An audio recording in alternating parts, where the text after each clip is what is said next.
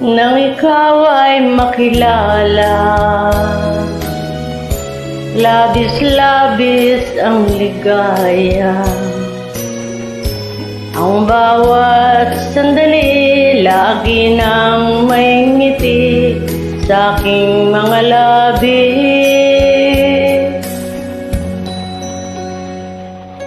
Sa